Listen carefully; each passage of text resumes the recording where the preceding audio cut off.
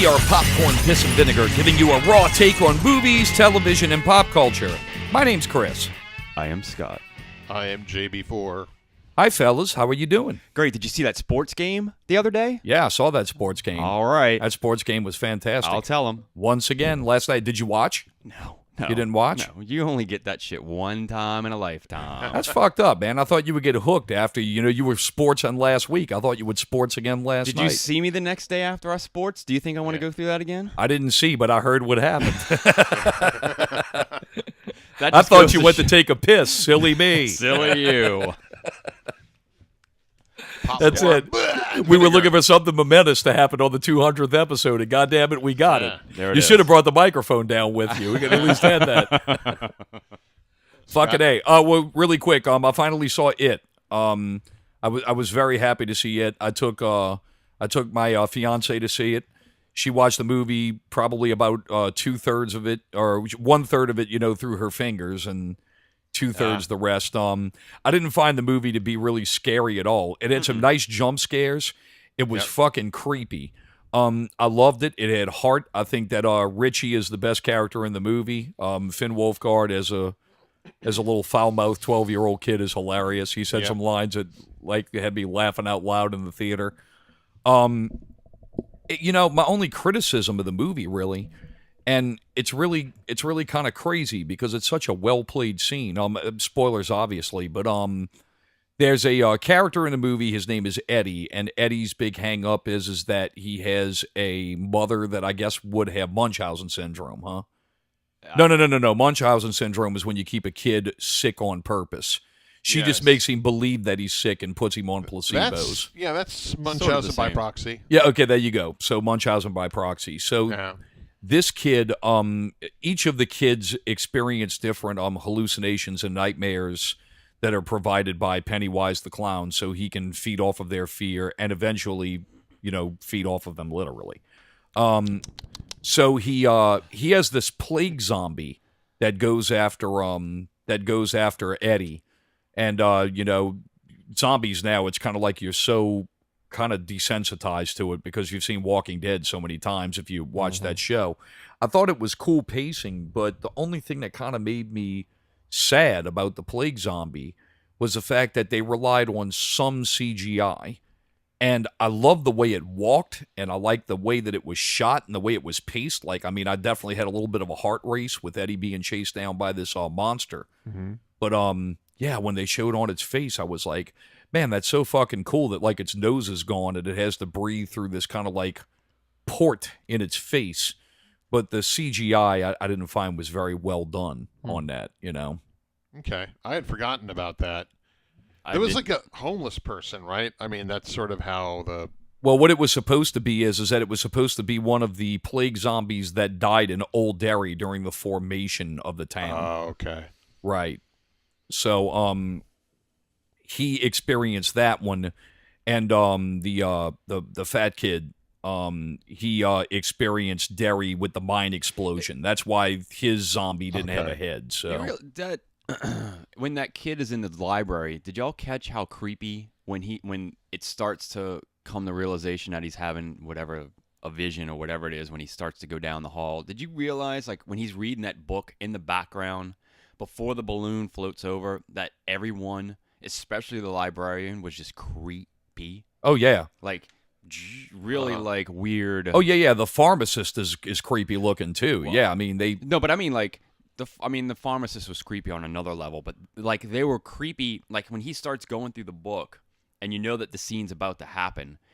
If you look in the background, the librarian is just staring blank out literally at us at that time, and not doing anything, while the other people are kind of just I don't know if they were frozen or what, but and then his scene starts and he follows the balloon and whatever. But I mean, yeah, there were a lot of creepy for no explanation scenes in that. Oh yeah, they did great with the imagery, and I thought that the stuff with the kids when they say we all float down here, you would assume that they're talking about floating in sewer water, but I thought that was such a cool scene, very kind of very Nightmare on Elm Street-esque, but really cool. I mean, yeah, the junk stacked of all the belongings to all these children that the thing killed. I mean, That was good. Yeah, it was fucking awesome, dude. Yeah. Really good movie. I enjoyed it. Yes, and I have a recommendation for our listeners. I'll make it quick because you guys haven't seen it. There's a movie on video on demand right now called Brawl on Cell Block 99. It's Starring Vince Vaughn. starring Vince Vaughn, a bald Vince Vaughn, and Don Johnson actually is in it, and he's amazing. And it's sort of a grindhouse throwback kind of thing, but it starts with 20 minutes of. It takes a while to build up, but once it gets going, it's definitely not for kids, and it's mostly a dude's movie.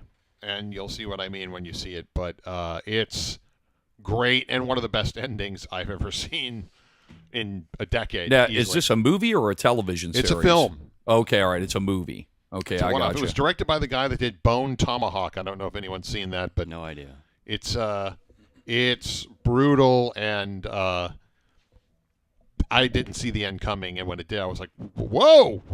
Well, I think Don Johnson, he's got some good shit in him. I mean, the last time I remember seeing him was season 3 of Eastbound and Down. He was revealed to be Kenny Powers' father. Oh wow! And he was fucking great. I mean, he was hilarious. He played like an old. He was what you imagine Kenny Powers to be, but yeah. he was basically Kenny Powers without a sports career. Wow. So that was the whole thing. But I have to finish that series now. That's great. oh god, dude, Eastbound and Down. The first season is the best one, but Yeah. the second and third seasons are okay. The second one, when he becomes a Mexican drug dealer, is fucking hilarious. Vice Principals is hilarious too. Yeah, I've never seen that, but it's yeah, good. Walton Goggins, man, that dude, he's a He fucking should. beast. I man. can't believe he hasn't been nominated for an Emmy for that show. It's outstanding. That's cool, man. Yes, I'll add it to the pile. So Yeah, but definitely, Brawl in Cell Block 99 is. It's. I can't even really come up with an analogy. I mean, the first time I saw Die Hard, I went to the theater. I was drunk, and I thought it was going to be a dumb movie, and it kicked my ass. Brawl on Cell Block 99. I just sort of put it on. You want to watch it? Well, I had read an article that said if this movie is good, this could be Vince Vaughn's comeback.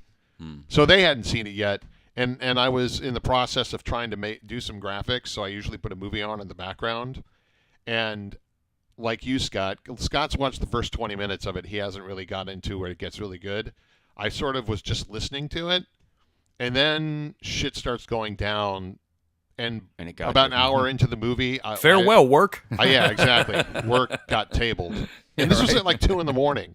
I should have been asleep. I was up till 3 because it was that good. Wow, that's All right. awesome, man. All right. Yeah. Cool. Well, yeah, that's on the. We have to do that. That is a segment here, is JB recommendations, There you go. because he watches a shitload of stuff.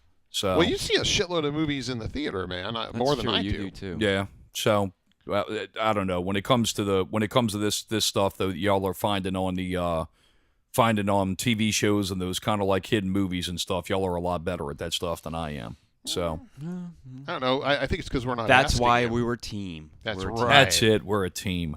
All right, well, let's get on to the show here. Let's talk about some trailers. Okay, they released a couple of Marvel trailers. The first one, I haven't seen one of them actually, but the first one I think we all saw was the trailer 2 for Black Panther. Yep. Yeah. And man, it looks really, really good. It looks like we're gonna have two costumes. Yeah. I Yeah, think they may have given too much away there. Maybe. I'm hoping that this is one of those. I'm hoping this is one of those movies like Doctor Strange or Ant-Man that gives you kind of like a real one of those kind of groundbreaker Marvel movies that kind of introduce something new and something different. I have a feeling we're going to get that, even though, I mean, and look, I'm not breaking balls. It is what it is. Look, Marvel definitely, we all know, have a formula. Yeah. They have a formula that they have in place that introduces these characters. The formula is not broken. It's, typically is what it is and all that stuff. But one thing that you can say about these movies is that they put some kind of visual element that is a game changer. For instance, Doctor Strange. I don't really think Doctor Strange is really that much different of a movie than Iron Man 1. Not at all. They're the same thing. Yeah. However, there are visual things that happen that really break a lot of ground, and there's some Oh, yeah. interesting fucking visual things that are happening in Doctor Strange that are fantastic. And I mean, we keep comparing it to Inception because it really is. I mean, the whole cityscape bending and Yes. what Yeah. is reality. Yes. Inception really brought that into the foreground is a cool thing, but it's on steroids. Like, Oh, there's no, so I much agree more with going you. on, so much quicker, and it's done lovingly. Like, it's a beautiful film, I think. So I in love it. Black Panther, what do you think? What are your thoughts on what do you think the groundbreaking thing is? Well, Or you don't know, you just think it's going to happen. I think the big visual thing in this movie is that you're going to be able to see for the first time in Marvel, I mean, sans Guardians of the Galaxy, because that's more of an outer space thing. I think the thing with it is that within this Marvel universe, we're going to see our first technologically advanced civilization. And I think that they're going to play with that big time visually. I think that this movie, what I think is going to be cool about this movie, it's going to be a color explosion. Yeah. I mean, what do we know for Africa? It's normally a very colorful, whenever they do that movie as a setting, and it's something that's really kind of upbeat and something that's really kind of happy. Like, for instance, something like The Lion King as a very easy, obvious example. Things are very lush and very filled with life, and there's a very bright color palette that plays with a lot of with a lot of reds and yellows and oranges. And I think that we're going to see a lot of that in this movie. I think it's going to be a movie that's going to explode with color. And I'm really looking forward to seeing it. I think it's going to be cool. I think it's going to, and I don't know if there are categories and precedents, but the short version is I think that it's going to be the first major blockbuster with mostly African American performers. It's going to do over a certain amount of money. It just looks so good. Well, I mean, yeah, I think that that's an element for sure. But I think what's good about this movie is that, I mean, it's a Marvel movie, and Marvel has Right. its fan base, and I Right. don't think less of the fan base is going to go see this movie. Exactly. I think it's going to do comparable numbers. I mean, it's going to be the fucking Cosby Show. I mean, that's Yeah. what it's going to be. It's going to be something that appeals to all people Yeah. of all colors. So, But I actually believe that a lot more of the black movie-going audience is going to go to the theater to see this. You know, without question. I mean, the Boo Medea crowd. I mean, as a culture, generally speaking, African Americans choose very selectively and dress to the nines, and they'll go see shit, whether it's a comedy show or a movie or whatever. And but they don't go to the movies as much just because there isn't a lot of just as much for them. Specifically, you know what I mean, in terms of a mostly African American cast, and this movie's gonna fucking do a lot of business, I think. well, going back to it, the other night when I went and saw it, I managed to see it on the night that Boo Medea released, Right? and it was fucking packed. It was slammed. You mean Boo or It? Boo. Yeah. Oh, the theater I was in, dude. The theater I was in, 6 people. Yeah. Boo Medea had a fucking line going around the corner. But I Yeah. mean, dude, that's another thing that aggravates me. That guy Tyler Perry that makes those Yep. movies. I mean, dude, basically he's Jim Varney he's a black Jim Varney. He is. Medea is Ernest. It's the same Right. thing pretty much. It's Right. corny, weird kind of comedy. And Right. it kind of makes me sad sometimes that people break this guy's balls. I mean, dude, look, he has, regardless whether you like his movies, whether you hate his movies, Yeah. whether you think they're stupid or not, dude, he's got his own thing. In fact, they just interviewed him about doing a Marvel movie. And he said straight up, he's like, I'm not bashing it at all. He said, I'm just not the right guy for that stuff. He said, man, look, I got my thing. Yeah. He said, I've got my process. I make my own movies, whether you like them or Yeah. whether you don't like them. And I can't really see myself working within this farm system that has like 50 directors and producers. And Good for him, man. The reason, and I'll take what you just said and go one step further. Why would he want to work in someone else's formula when he has his own? He is Marvel. If you really think about Right. it, he has a formula. He puts out movies, and they make a shit ton of money. Yeah. He created his own brand outside of the system too. Like, he started in theater in Atlanta and built his brand from there, ground up kind of shit. Like, He doesn't need He doesn't need to go work for Marvel. He already is Marvel. Well, yeah, in its own right, yeah. what I think's cool is that even though he has his Medea thing and all that stuff, you see him pop up in other places that are kind of unexpected. Like, I mean, dude, he played Star Trek. Yeah, he played a fucking Starfleet admiral in the Star Trek reboot. Like, Right. he's the guy who puts Jim Kirk on trial. Yep. In the in the J.J. Abrams reboot, and also the character that what was the name of the movie that Morgan Freeman played in with Ashley Judd? Was that Kiss Along the Came a Girls? Spider or Kiss the Girls? or Yeah, one of he those. plays that character Alex Cross in the movie. Well, they got Tyler Perry to play a younger version of Alex Cross in another movie of that series. He's a black detective character. So Right. yeah, so I mean, he pops in some unexpected stuff, and I mean, but on top of that, he's got his own brand, and he had a TV show on TBS for a while. Yeah. But what my understanding did pretty well. So, Yeah. His name is a draw, you know. yeah, man, good for him, man. Yeah, I'm not going to break the guy's balls. Good for him. Yeah, the Medea verse. Cool shit. Moving on to another trailer from Marvel, which I find hilarious. That as soon as as soon as guys like me try to convince Marvel tards and DC morons that there is no war, between Marvel and DC, the war is only amongst us. Marvel announces that they are going to drop the Punisher series the same day that Justice League comes out. Yep, my birthday. So there you go.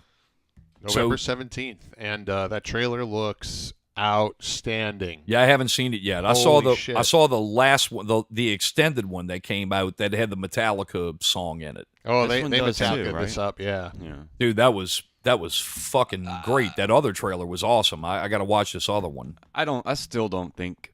I think the quote unquote war, just because they release them at the same time, who cares? Are you not? I'm not Yeah. you, but as a fan, are you not gonna go see Justice League and then not Yeah. watch The Punisher, or are you gonna binge watch The Punisher and then not go see Justice League? No. I mean, No. The Punisher will be there. You know what? I'm It's a happy. but it's a statement though, dude. God. You can't deny that. Come on, man. Give me a fucking break. It's Is it almost that like when wasn't- Captain America 3 was supposed to come out at the same time as Superman and Batman. Like, I would have been in heaven if that would have happened. That's different. If It's they not if they different. No, open no, on- that's very it is. different. If they open on the same weekend, that's war. But Why? if it's- Why is it not because the same it thing? splits the audience, man. You may not Yeah. think so, because the thing with it is that you're a fucking nerd that goes and sees everything. Us nerds are only a small portion Yeah, of this yeah. fan base, man. They're relying on other people to come see this shit, and they don't want to compete for the Is business. the Netflix series not a mini movie? But it's not It in the is. theater, Scott. Right, it's no, not the it's theater. It's not. It's a home-based thing that you're paying for just as much. Well, Right, That's $10 true, for but this or $10 Wait, for wait, the no, movie. wait, hold on, back up, motherfucker, because we're talking about what you said, that it's the same thing. It It's is not the the same thing. You're talking about two movies that are released in the theater, and now we Yeah. backtrack to a series on television and a series in the movie. Yeah. Look, I agree with you. Is it going to deter the audience from going to see Justice League in the theater? No, No. I don't think so. No. I mean, but you But you can can't only be- deny yeah. that it's a fucking message. You can only be I in mean, one dude. theater at once. But It is it- isn't like there are okay. people like that are one or the other and they're all going to see it. I mean, we can't be in two theaters at once, and I But you personally can't be don't. home and in a theater at once either. Well, right, but you can be at home and do other shit. Like, how many times have you ever said to yourself, "I'm going to wait for that to come on HBO," or "I'm going to wait and see that at home. I'm not going to go to the theater and deal with all that shit and pay Okay. $80 for." And if you have kids, I mean, I can very easily see pick one. I'm not paying $200 on refreshments alone for you Yeah, to see right. two movies. I mean. I believe me, I know this is the. I it's don't one or think the other. I don't think that it's going to affect Justice League's take, but I can tell No. you, it's without question that there's a message. It- That's all right, a let me ask you statement to this. say we're going to release it on the same day as the fucking. I'll play Justice along. League. What is the statement? Is it "fuck you" or is it "look what we did"? Yeah, that's yes, To both. yes. I think that's what it is. I mean, dude, you mean to tell me out of 52 weeks a year, The Punisher, they just released The Defenders and it got its thing going and all that shit. You couldn't release The Punisher on November 1 or the Right. second weekend or the third week. I mean, dude, so you release it the third weekend the same day as Justice League. It's the same shit. DC makes an announcement. they release a trailer. DC releases a trailer, they make an announcement. It's all done on purpose. Or it could be a PR strategy. If they're like, well, if they're going to say this sucks as much as the Defenders, then we would rather them focus their energy on Justice League for better or for worse. You know what I'm saying? Like, Right. All right. I well, got you. I like now jumping on the Justice League thing real quick, and I don't really have any of it in the news, but I'm just going to make this one quick statement here. It's really funny that now as Justice League gets closer and closer to release, now it's starting to finally come out that all of the shit that fanboys have been saying for months. You know, oh, we fully support Zack Snyder. We're just bringing in Joss to clean and bat clean up and fix up a couple of things to change some tones. Now it's coming out. Yeah, well, we really didn't like what Zack Snyder was doing. So that's finally now. All those things are now starting to come out officially. And if it's officially coming out, that probably means that they're going to make the deadline, because there was some question. You know.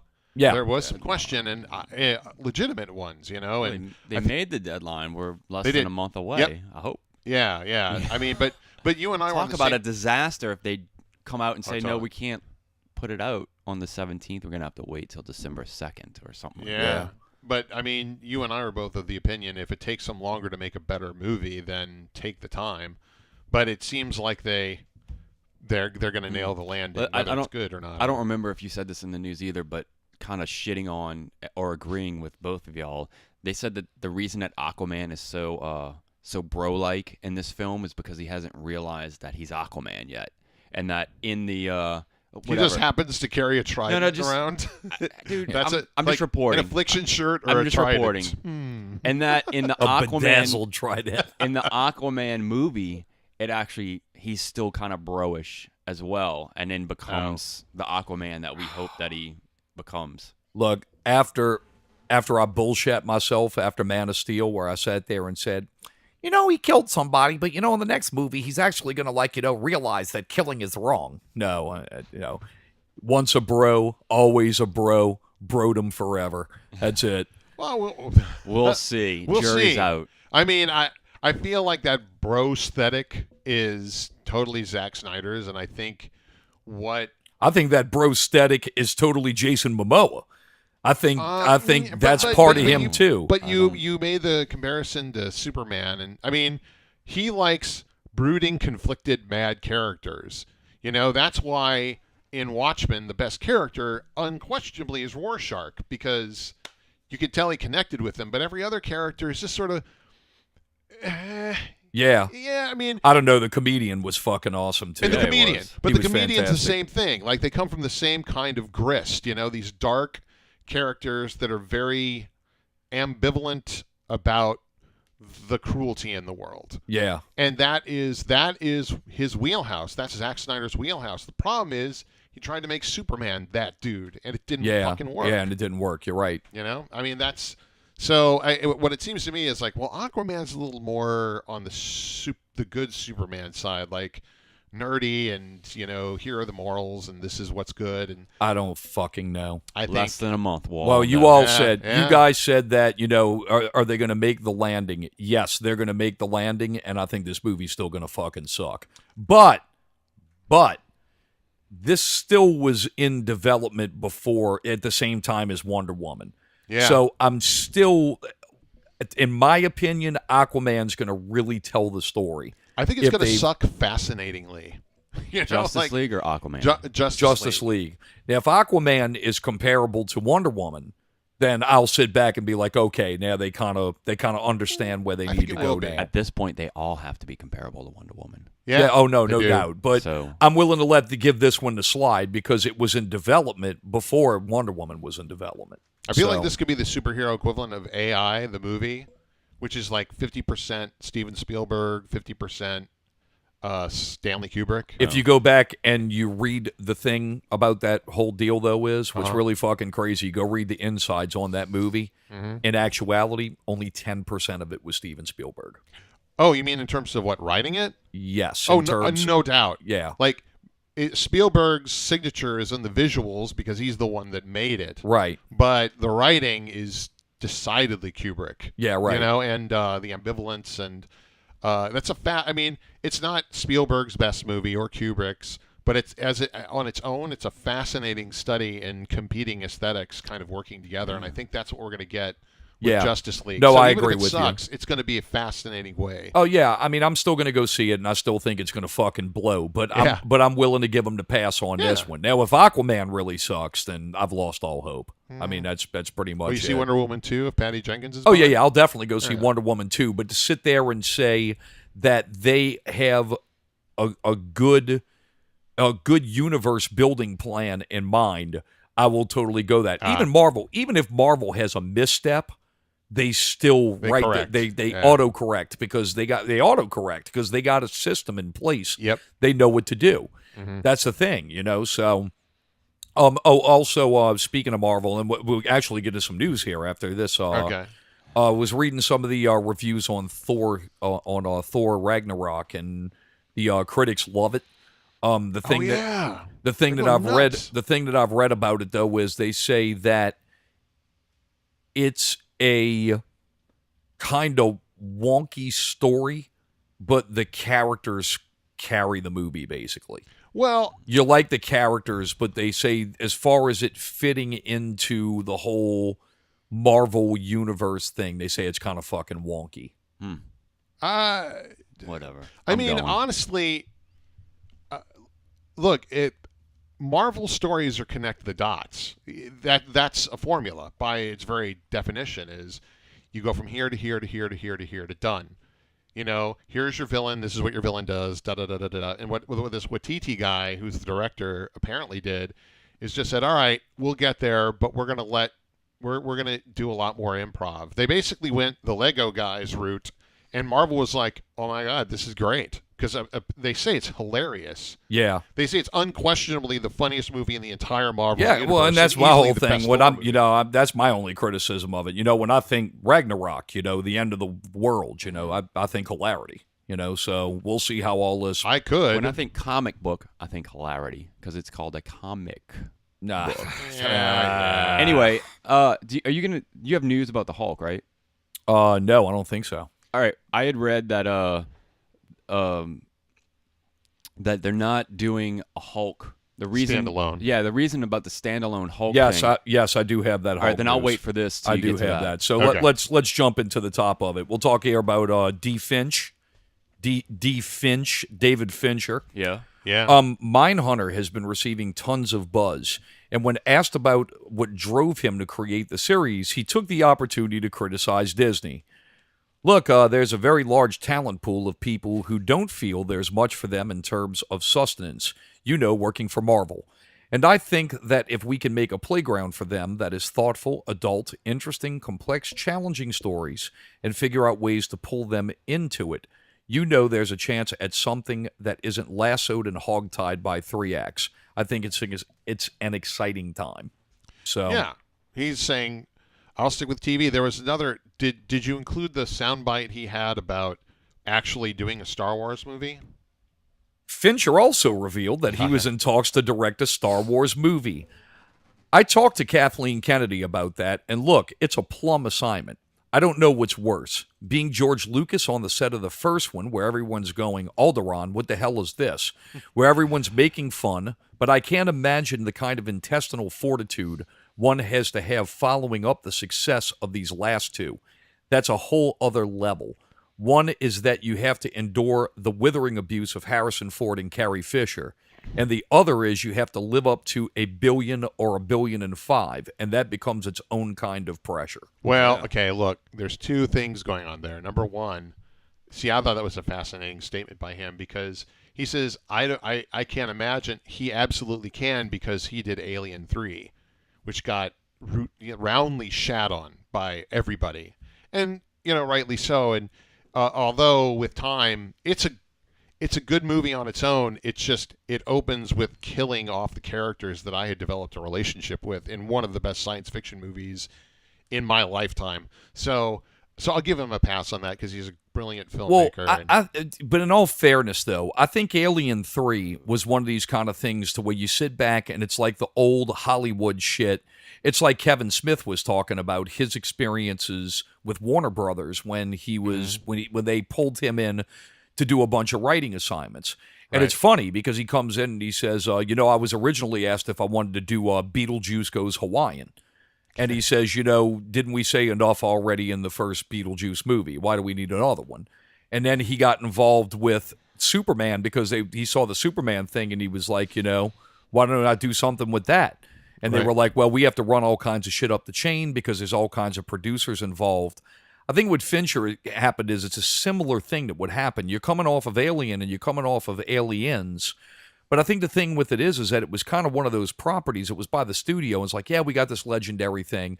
Yeah, let's revisit something with Alien. I think it was before you had this kind of like hyper drive, no pun intended, to run these fucking mega franchises. I think that at that time, it was like, okay, cool, yeah, we're going to make Alien 3. It's going to attach off of this and kind of do what you do with it. I don't think that there was somebody sitting back as a custodian of the Alien franchise sitting, no, this is the end game, and we need to make 9 Alien movies that do these different things. So I think that's part of it also, is that I think he does understand the big blockbuster thing. I mean, yes, he obviously does. I mean, his next film project is a sequel to World War Z. So that's in question. I've read, but go on. The $1 billion or $1.5 billion pressure. I mean, that kind of pressure today is pressure. Imagine that pressure. When did Alien 3 come out? 10 years ago, 15 years longer ago, than that. It was like early 90s. That's a different time altogether. And even though he did that film, he may not have experienced that. Oh, we got to make $1 billion. It might have been like whatever. I'm sure there was the money difference translation is the same, but I feel like he's probably different now. Definitely the business is different, especially as far as having to make money on the opening night just. Yeah, I think that's totally different. I think that's always been there as far as the business end of it. But I think the thing with it is the approach is different. The approach to these franchises now. And that's it. I mean, dude, these studios are looking back now and they're sitting there and they're saying, okay, what exactly do we own?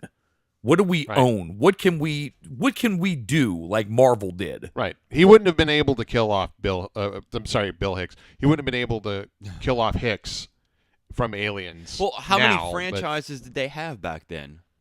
I mean, dude, they had some, but they don't like every movie that comes out now. It's like, all right, like how can we make this a franchise? How can we make this a shared universe? No. How can we make this a trilogy? How can we make this a fourlogy or whatever? But what I'm saying is that all of the stuff that they have, all of that shit existed back then. It's just you don't have the model now of trying to pump it into being a mega franchise. Is what I'm saying. Right.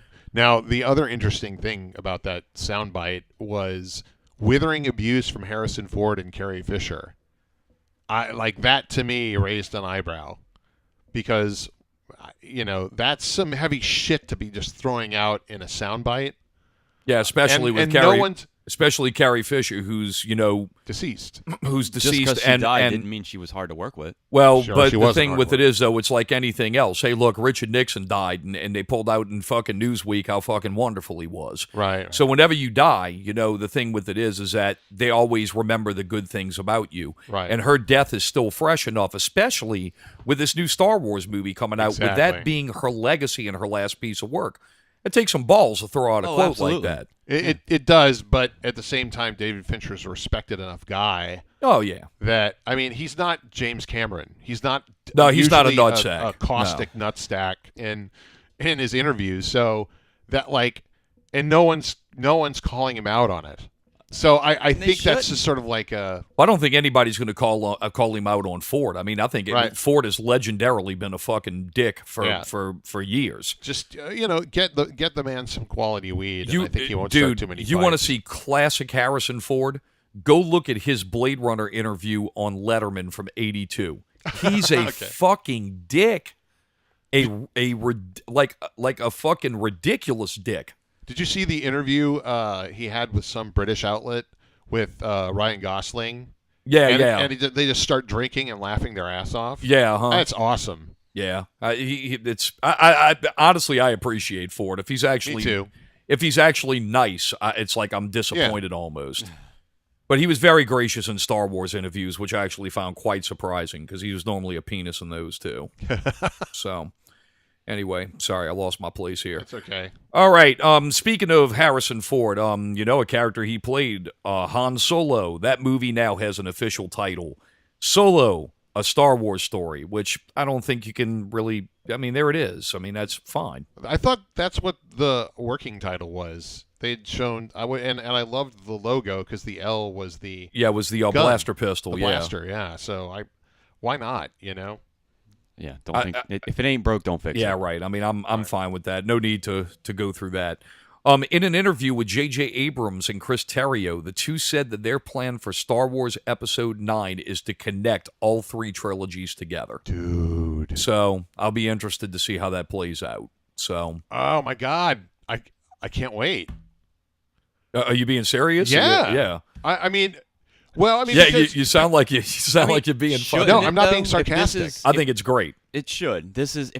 I mean, probably, I'm not going to say in our lifetime, but probably in the next 5 years, 6 years, 10 years. If this is probably going to end this story. And then in Yeah. the next few years or whatever, 5, whatever, they may start over again or not reboot, but continue on. I'm really hoping that this is considered a 9-part trilogy and there are Yeah. no episodes 10, 11, and 12.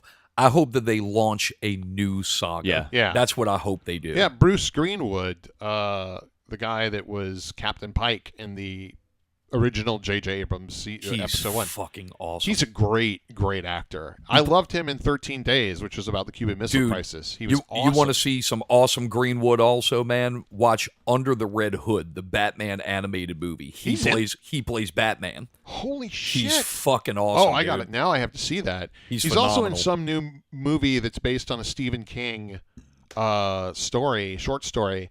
That's really good because I watched it, but I cannot Wait, you remember the watched it? movie. What is it, Yeah, Gerald's- it's Gerald's on Game? Netflix. Gerald's Story. Game. Gerald's Game, yes. Yeah. It's on Netflix. Yeah, it is. And You watched it? I watched it. Okay. It's really good. I Cool. watched the trailer for it. I'm like, oh, that's terrible. It's That's such a fucked fucking up. terrible story.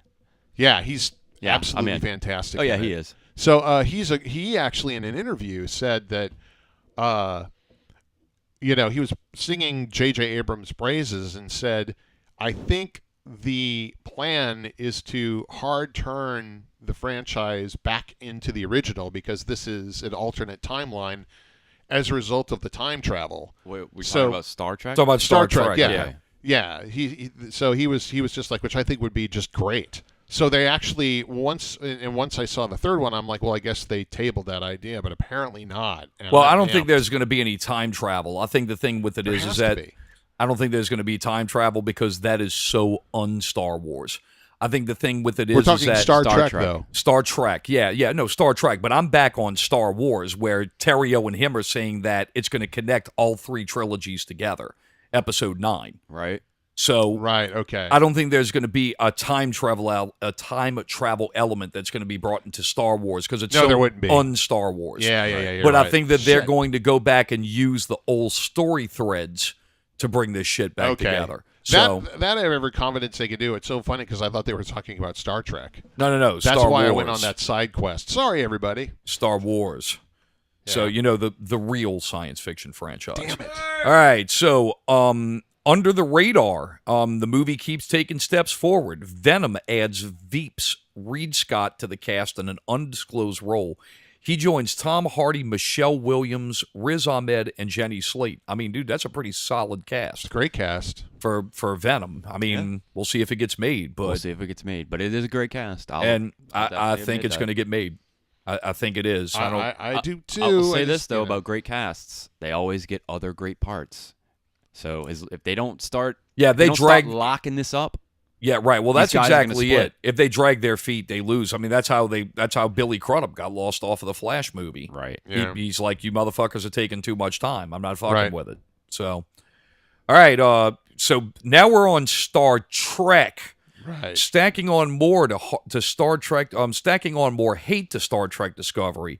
The show, for the first time in its history, had a character say "fuck." Dopey fanboys have used this for more fuel to question the show's ability to honor the legacy of the franchise, since the word has never been used. They need to take a Xanax and relax. It's a great show, and it's all about. I don't know. It'd be analogous to them saying, I don't agree in Rogue One that they have a rebel person shoot another person. Yeah. You know what I mean? Like, I'm sorry, when they had the rebel guy shoot the informant. Right. In other words, not killing straight up bad guys. You know, this is about the rough and tumble origins of what became the Star Trek we know and love. So, I love the show. I've been watching it. It gets better and better. It has a more serial quality, like a lot of binge watching, as opposed to per episode.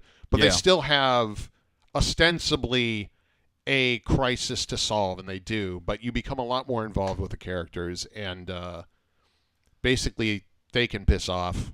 Well, this is good what I hear when it comes to the Star Trek thing. And I was listening to Hollywood Babylon with Kevin Smith and Ralph Garman, and Kevin Smith brought up the point. He's like, dude, look, they've gotten rid of Star Wars. They've gotten rid of the Star Trek. I'm sorry, they got rid of Star Trek because it wasn't good in the ratings and all that shit and everything. When fans get to a point to where they get mad. They get mad because now they don't want to pay for fucking Star Trek. Well, look, dude, then shut the fuck up. I mean, yeah, then don't. Then right. I mean, then sit there. Look. Well, I got to pay for it. Well, it does this. Well, it does that. Hey, guess what, motherfucker? You're at the dawn of all of this shit. Because eventually, any franchise that has salt of anything, I guarantee you, dude, if this was later down the road, AMC would be totally charging for fucking Walking Dead if they could. They would totally charge for that shit if they could. Right. And so they said the word fuck on CBS, on the CBS app show. Well, yes, they said the fuck word. To me, that's good and ballsy for CBS because now I'm not, but I'm saying it's things like that would make me consider actually paying the $4.99 or $5.99 again for an app that's willing to take a chance on a show like this. Well, you have to watch it in context. I'm not going to spoil it. I'm not saying the show's not good. I'm just saying at least they're taking chances. Yeah, it's not just the formulaic. It's not just the formula. It's just put out a show and see if people bite. I mean, ultimately, see what frustrates me about it is it actually kind of is in the formula, in that it's used as a moment to make everybody throw the brakes on, like, whoa, did that just happen? And they milk that. Like, it's good. Yeah, it's Star Trek. Yeah, come on. It's 2017. We deserve better in 2017. No, right? I agree. And I don't care about deserving better in 2017. Now that we're at the end of 2017, there's some things I just don't give a fuck about. And this is Star Trek. I don't care. I don't either. It's not really my thing. I'm not going to bash the people who love it. I mean, the people who love it, whatever it is, I'm just sick of fanboy entitlement. I'm fucking sick of it. I'm sick of it from all ends of everything. I'm a fan, and this is what I deserve because I'm a fan. No, you don't. Right. No, not even a fucking pony little. up, you $12. Right, so shut the fuck up. That's it. All right. Become a writer, All right, we're running over time here. One last piece of news. Kevin Feige says that the back and forth continues to whether the Hulk will get a standalone movie. He added that even if it never happens, he can walk away happy because it's the question that he's asked most and shows that the character can, in fact, return to headline another adventure. So that's pretty cool. The thing that I read about that is that what they're planning on doing, especially with this Ragnarok movie, is to give him a trilogy, to give him a standalone, but with 3 movies. So, for example, it'd be this and the 2 Infinity War movies or whatever, the Avengers 3 and 4. That would be the the Hulk trilogy. Yeah, like the Hulk storyline would start here in Ragnarok and continue on with the next 2 movies. So he's not getting his own movie, but he is getting his own movie. But his story is going to be told. Correct. And I had read that that's sort of the plan for him. Right. So I mean, it doesn't seem like Universal's being too difficult about letting them use it. Well, still not getting a standalone. I think the thing with it is that with Universal, it's kind of like they struck a deal and they were like, okay, well, look, you can use him and you can give us a percentage. But the thing with it is that we still own the rights, and if we do a movie, we want the fucking motherload. They must have signed a hell of a deal because You know, 20th Century Fox keeps having to make X-Men movies, whether they're ready or not, to hang on to the Same with franchise. Spider-Man. Yeah. I Whereas Hulk, think all those deals are they must have signed a really big deal, right? They must have signed a better deal than they those had other to two. have, yeah. Because you would think, also think about it, like Sony's like, all right, we're gonna make a Spider-Man movie and it makes some cash, or X-Men movie and they make some cash. Like, I'm pretty sure Universal could make a Hulk movie. See, and make I'm some willing. cash. I'm willing to bet also is that Hulk, their franchise rights are so, or their rights to that character are so extensive. I guarantee you that shit stems from them having the television series that starred Lou Ferrigno. Yeah, I'm willing to yeah. bet that's how it is. They probably sat back there and they've got the rights indefinitely, some kind of way. Wow. So I'm willing to bet that's what that stretches back from. They got their ducks in a row, obviously. I know it's like you sports and don't want to sports, but you know to bring it up. It's like Notre Dame, University. They signed a television contract for football that will never be seen again, in the history of sports. And they signed that a long time ago because they were fucking top dog and nobody saw the future. It's like The Simpsons. So, yeah. The Simpsons on Fox. They can do whatever they want. Yeah, right. So I mean, Ironclad. Yeah, but it's that's the thing. I think that's what this stems back from. It stems back from the Bill Bixby days. So Good for them. But yeah, there it is. Hey, look, I'm happy that they're at least willing to play ball. Yes. Oh yeah. And let them use the character. They don't seem to have a problem at all. You know? And they're making money. Yep. Yeah. Yep. It's like, hey, Chris, why don't you make some movies and make me some money? I don't feel like making movies. You do it. Or I'm going to make these other Well, the movies. good thing is that if I make you movies, all I have to do is make Blade Runner money for you. I have no expectations to really do anything big. I'm making let's say Jurassic I'm making money. Yeah, I'm making Jurassic money and I need college funds. So just make Blade Runner movies. I shoot movies for Freelo Studios. And this is the thing. Look, Bad Ginger Productions. Bad Ginger Productions, where our studio saying is, the bar is low and it feels good. Love it. That's it. All right. Nothing to add, guys. We good to go? Good to Bars go. low. Let's go. All right, bars low, let's go. Hey, look, we appreciate you guys listening. Here's my spiel. Look, go over to iTunes, subscribe. If you're a true fan of the show, please leave us 5 stars and write a review. If you're not a true fan, you can just leave us the 5 stars and we'll be happy. You can also do that for Scary Thoughts and Not Real Radio. We'd certainly appreciate it. We give you that message on behalf of those guys. Jump over to YouTube. You can check out our YouTube channel. We put our videos there also. You can also check out our previous episodes at PPVGuys.com. We also invite you to join our new Facebook group. That's over on Facebook. We got people that are joining up. And look, if you've interacted with us, man, we certainly appreciate it. We've actually been getting a little bit of action on there and talking back and forth with people who listen to the show. So cool stuff, man. We appreciate all you guys supporting us. Hey, look, here's to 200 more episodes.